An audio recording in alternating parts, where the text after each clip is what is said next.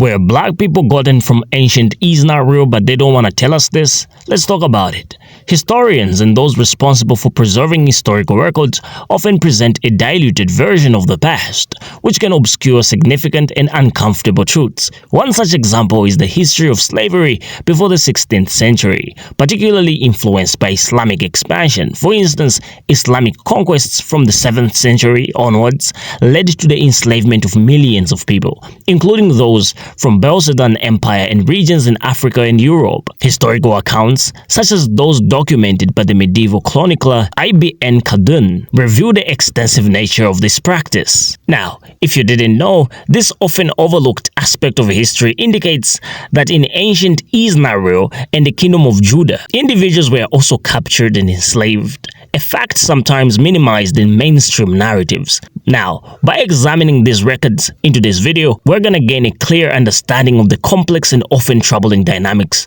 of historical slavery. Why? Ask the bloody question. Why are they only teaching you the history of slavery as far back as the 16th and the 17th century? Why are they only going that far back? Because they don't want you to go farther back than that, because then you'll actually find out the truth. But from the 16th and 17th century, we'll teach you about slavery. You've got to go further back. And you've got to understand and question, why do they do this throughout the whole of America, in all the public schools? Why do they only go back as far as the 16th and the 17th century to talk about slavery? We've got to go further back than that. Because Islam designed infernal slavery, and then the Ashkenazi Khazars, those who say they are Jews and are not, are the ones that marketed it, and the regal nomads exiled from the Kingdom of Judah were the main recipients of it at the hands of the indigenous black Africans. Because you've got to understand, the regal class of the house of Judah came down from Israel, and they came into the land of the black Africans. And the black Africans resented the regal class of the house of Judah in their land, because they had laws, they had customs, they had civility. And they were a regal class that came down into Africa. And later on, it was the Ashkenazi, the Islamic slave traders as well, that then worked together with the indigenous black Africans to enslave the regal house of Judah. This is what we've got to understand, but you've got to go back before the 16th century to understand the roots of it. So we're going to see, as we dig into this, where this slavery came from, because it was really a system that was very, very well crafted. There was Islamic masters, and there were white Ashkenazi Khazar ship owners. There were the buyers and the sellers. And they're not going to fill you in on all of this, but really you've got a four-tier system. Number one, you have the nomads that were exiled from the Kingdom of Judah. Number two, you had indigenous black African hunters that resented the regal nomads that had come into their territory with their own customs, with their own laws that were different and would not assimilate into their tribal culture. They were their own tribe. They were the regal house of Judah. And number three, you had Islamic trappers that worked with the indigenous black Africans to trap the regal Negro house of Judah. And then you had them sell them to the Ashkenazi ship merchants, along with many Portuguese and British Ashkenazi. So again, we've got the four-tier system. Number one, we have the regal nomadic class that are exiled from the Kingdom of Judah. They are their own royal tribe in Africa. Then, number two, we have the native black African trackers. They're going to track them down. And number three, we have the Islamic trappers, because between 650 of the Common Era and 1900 of the Common Era, 10 to 20 million people were enslaved by the Arab slave traders. Over 20 million enslaved Africans were delivered through the Trans-Sahara route to the Islamic world. Can you get your head around that? That's not even touching the Americas. Over 80 million more blacks died at the hands of Islam en route. And number four, we have Ashkenazi Khazar Jewish ship merchants. And of course, the Portuguese and the British Ashkenazi were the main buyers.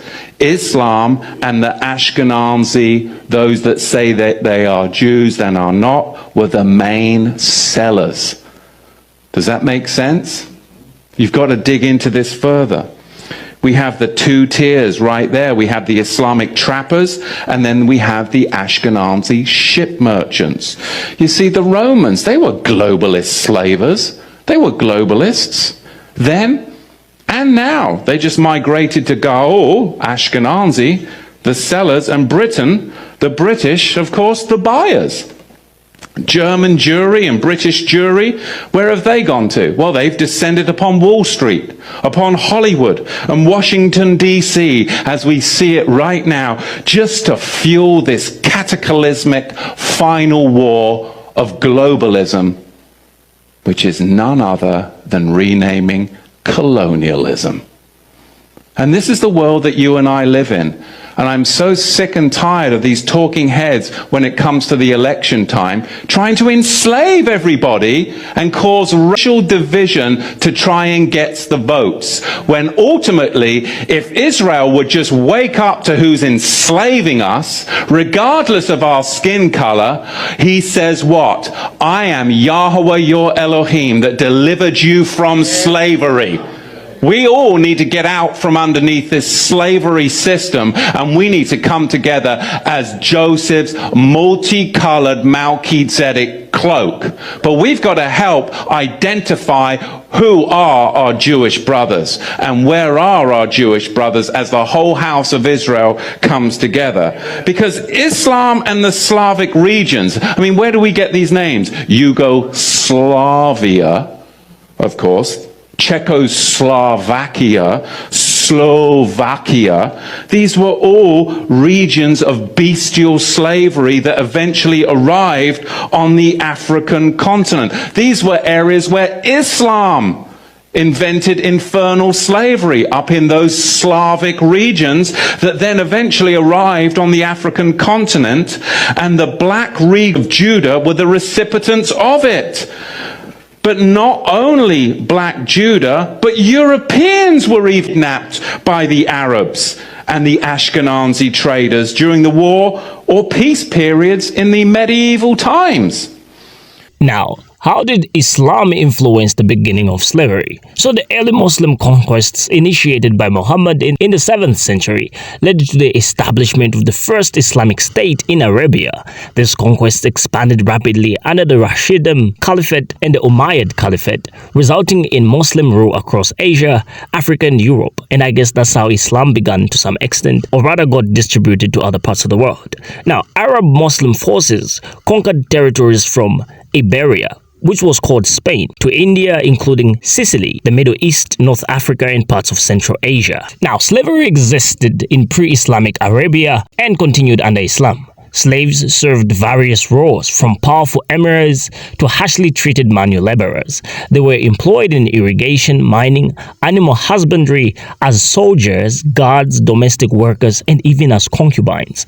Slavery in Islamic law was not based on race but had practical implications. Some Jews and Christians welcomed Muslim troops due to the religious conflicts in their empires, ideological coherence and mobilization, establishment of an Islamic polity in Arabia by Muhammad, military and economic exhaustion of the Byzantine and Sasanian empires from prolonged warfare. Now, who were the Black nomads? So the Kingdom of Judah in ancient times, the Kingdom of Judah existed in the region corresponding to present-day Israel and parts of Palestine. The people of Judah were descendants of Jacob, also known as Israel, and were part of the larger Israel community. In 597 BC, Nebuchadnezzar II, the Chaldean king of Babylon, attacked Judah, captured Jerusalem and deported the Jews to Babylon. Now, this is where the perspective of those people who were enslaved comes in. This event marked the beginning of the Babylonian exile, during which many Israelites